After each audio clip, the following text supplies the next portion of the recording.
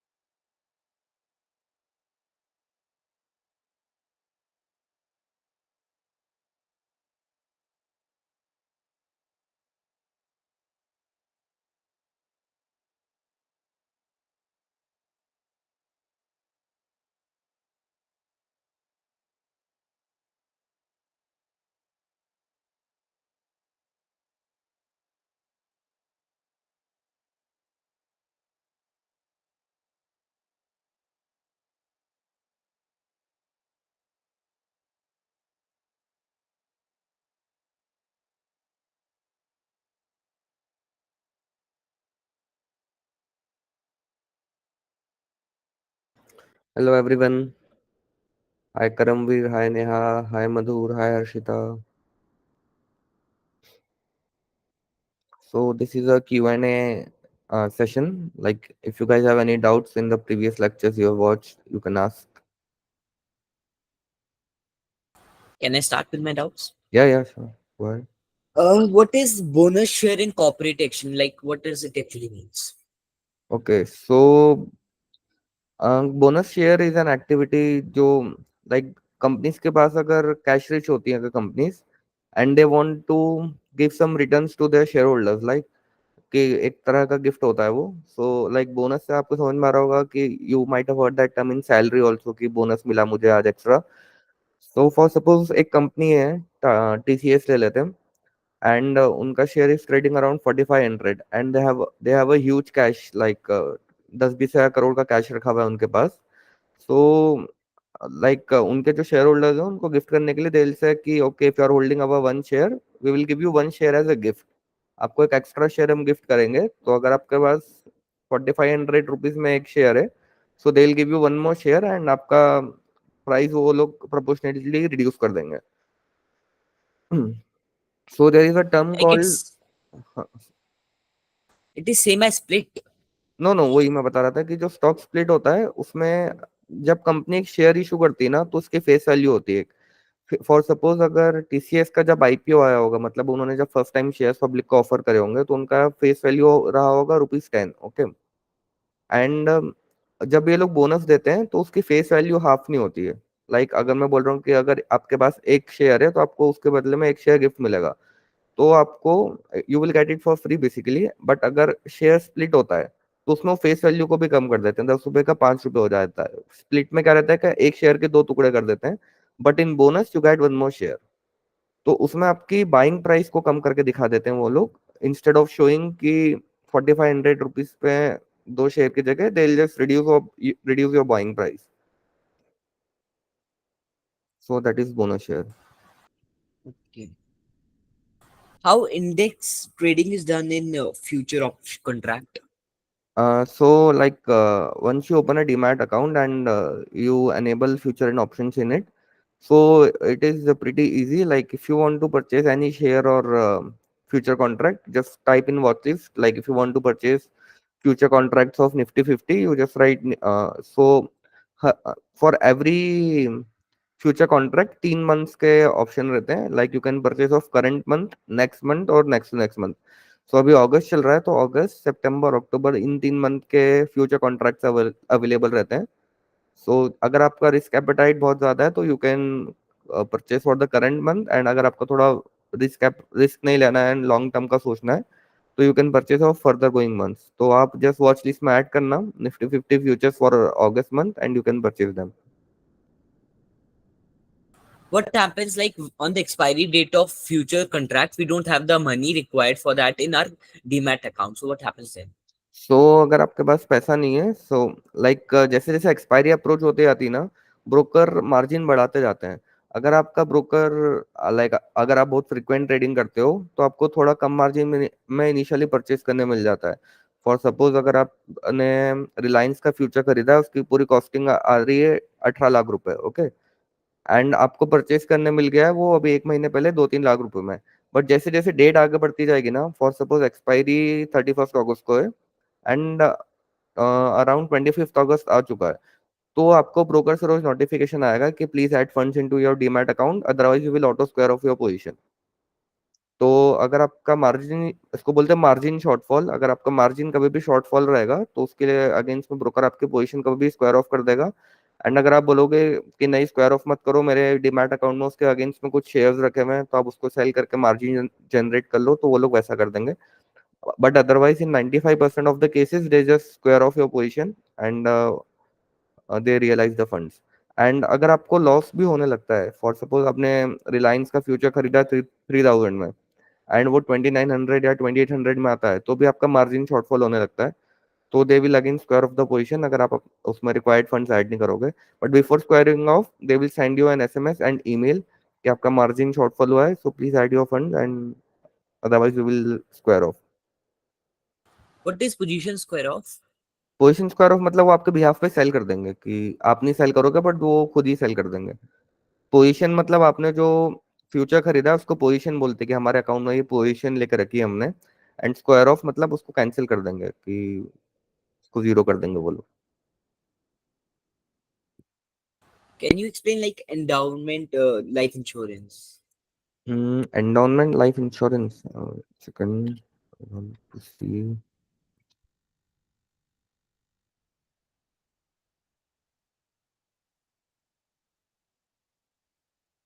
Okay. So उसमें ऐसा रहता है कि यूजुअली उसके पहले आपको टर्म इंश्योरेंस समझाता हूँ। टर्म इंश्योरेंस में ऐसा रहेगा कि you will pay the amount of policy if you die, आपके फैमिली मेंबर्स या आपके नॉमिनेशन को अमाउंट मिल जाता है। बट कुछ कुछ केसेस में ऐसा रहता है कि दे रिड्यूस द प्रीमियम, कि ओके लाइक अभी डेथ तो ऐसा है कि एक बार होगा, हो सकता है कि अगले साल भी हो जाए या 10-15 साल तक किसी की डेथ ही नहीं हो रही है। तो what they do is they push out different different type of policies. Endowment policy में ऐसा होता है कि आपसे प्रीमियम का अमाउंट थोड़ा सा कम चार्ज करेंगे, बट वो प्रीमियम जो आप प्रीमियम भर रहे हो अपने लाइफ इंश्योरेंस का, वो हो सकता है कि 5 साल बाद मैच्योर हो जाए, कि आपने 5 साल की पॉलिसी स्टार्ट करी कि मैं हर साल आपको 1-1 लाख रुपए दूंगा, एंड 5 साल में कभी भी अगर मेरी डेथ होती है तो मेरी फैमिली को 30 या 50 लैक्स वापस मिलेगा। बट इन केस अगर 5 लैक्स में मेरे को कुछ भी नहीं होता है, तो अगर मैंने 5 साल में 5 लाख जमा करें तो you will get back around 7.5 lakh और 8 lakhs. But in normal term insurance अगर आपको कुछ नहीं होता है तो आपका पैसा पूरा चले जाता है, कि ओके प्रीमियम भर दिया and it's gone. So is it different from unit like plan? नहीं, मोरलेस सेम ही रहता है। Like every company offers different different packs, so ULIP is more or less same. ULIP में शायद टैक्स सेविंग भी ऑफर करते हैं। So minor minor differences are there in every insurance plan. What is whole life insurance? Whole life insurance again I think they similar to term insurance only, like they charge full premium with us, and whole life insurance में maturity पे you won't get anything, but in endowment policy you will get back the sum invested and along with some interest, but whole life insurance में premium गया तो गया, you won't get anything back. These policies, in these policies, we will get money back if it is in our time period of our expiry date.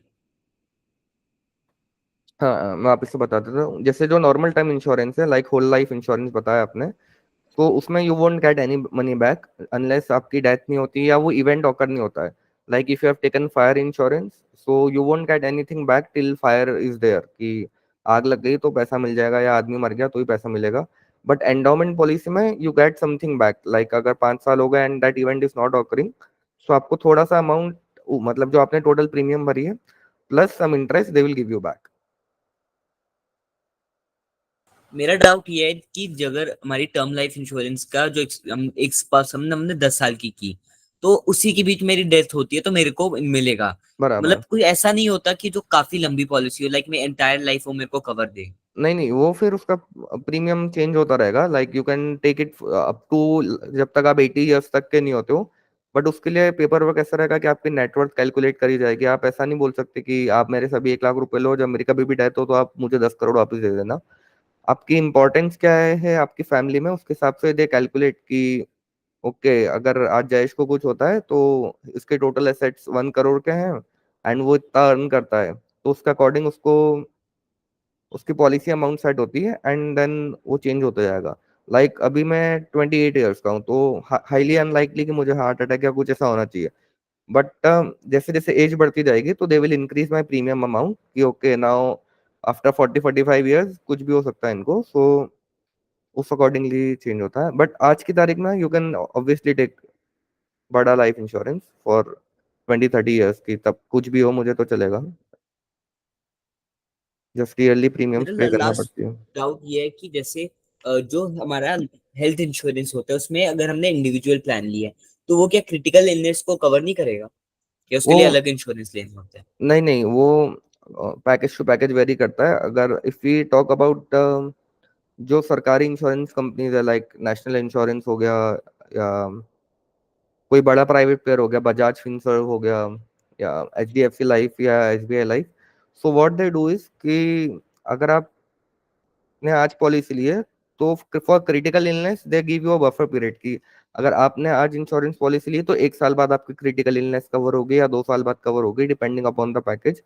And some cases में वो लोग पहले पूरा आपका बॉडी चेकअप करवाते हैं कि इन्होंने आज अचानक से हेल्थ इंश्योरेंस लिया तो ऐसा ना हो कि ऑलरेडी वो बहुत बीमार हो एंड हमको कल से ही उनको अ, बहुत बड़ा पेमेंट करना पड़ जाए। लाइक किसी को कैंसर है एंड वो आज ही जाके इंश्योरेंस करवा ले एंड उसका ट्रीटमेंट का क्लेम कर दे कि लाओ 25-30 लाख रुपए का खर्चा हो गया। तो what they do is they do your medical test and तभी कुछ आइडेंटिफाई हो जाता है तो वो आपकी पॉलिसी रिजेक्ट कर देते हैं कि अभी हम आपको इंश्योरेंस देना ही नहीं है, ऐसा हो जाता है। सो क्रिटिकल इलनेस में यूजुअली अगर आप नई पॉलिसी ले रहे हो, न्यू पॉलिसी, तो उसमें 1 से 2 साल बाद क्लेम मिलना स्टार्ट होता है। और minor illness like malaria, dengue and other things उसका अभी मिल जाता है, बट इसमें नहीं मिलता।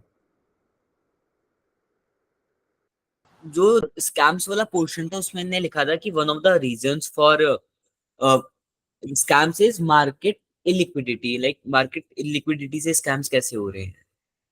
मार्केट इलिक्विडिटी से वन ऑफ द स्कैम, जैसे मैं स्टॉक मार्केट के कॉन्टेक्स्ट में समझाऊं कि अभी जैसे कोई स्टॉक है, just taking a name, not implying कि उधर ऐसा हो रहा है, जैसे अडानी एंटरप्राइजेस है, हमेशा ये टॉक्स में रहता है कि इनके स्टॉक्स के प्राइस बहुत इन्फ्लेटेड है तो उसमें स्कैम चल रहा है। तो स्कैम कैसे होता है, जैसे एक कंपनी की 100% शेयर होल्डिंग रहती है, करेक्ट? तो 100% में से 75% तो गौतम अडानी के पास ही है, ठीक है? तो बचता है 25%, एंड 25% में से उसने 20% अपने फैमिली मेंबर्स को देकर रखा है कि उसके बेटे के पास है, उसकी पत्नी के पास है, फिर बचता है 10% या 5% होल्डिंग। वो 5% में से भी अगर बड़े बड़े ऑपरेटर लोग होल्डिंग करके बैठ लेंगे तो बचेगा बहुत कम शेयर, लाइक 1%। अब उसमें लिक्विडिटी नहीं बची है, तो व्हाट विल हैपन कि उस 1% को ही लोग ट्रेड करते रहेंगे एंड लिक्विडिटी खत्म हो गई तो प्राइस इन्फ्लेट होता जा रहा है। एंड जैसे ही बहुत सारे रिटेल इन्वेस्टर्स के पास या मानो छोटे मोटे लोगों ने खरीद कर रख लिया, तो बड़े लोग क्या करेंगे, एकदम से सप्लाई कर देंगे कि ठीक है, गौतम अडानी के पास 75% है तो उसने 10% अपना स्टेक छोड़ दिया एकदम से। तो वो लिक्विडिटी मिसमैच होने के कारण प्राइस इन्फ्लेट बहुत इजीली कर सकते हैं कि इतने सेलर्स ही नहीं है जितने बायर्स आ गए हैं, या अचानक से बहुत सारे सेलर्स आ गए हैं, तो ऐसा रहता है। समझ में आया क्या?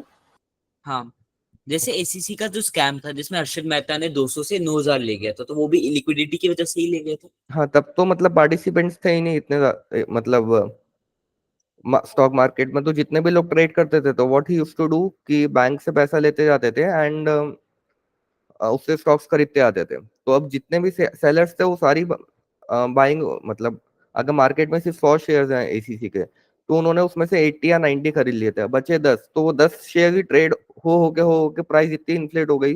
एंड जब वो स्कैम एक्सपोज होने वाला था, तब ही डम्प्ड ऑल हिज शेयर्स कि मेरे पास पैसे खत्म हो गए, मुझे बैंक को पैसे देने। तो दैट वाज हाउ एसीसी का हुआ था scam.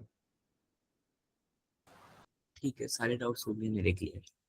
Okay okay, any more doubts you can ask, otherwise वैसे तो कोई नहीं, है नहीं क्लास में।